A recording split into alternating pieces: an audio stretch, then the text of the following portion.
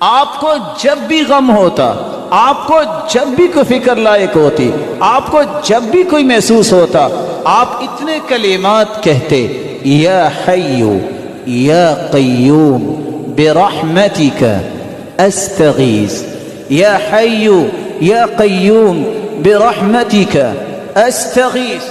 آپ جب بھی کسی مصیبت میں آتے کہ صحابہ کرام پہ فلاں نے ظلم کیا ہے اور یہ ہو رہا ہے، تو آپ فوراً یہ دعا پڑھتے، اللہم رحمتک ارجو فلا تکلنی الی نفسی طرفت عین۔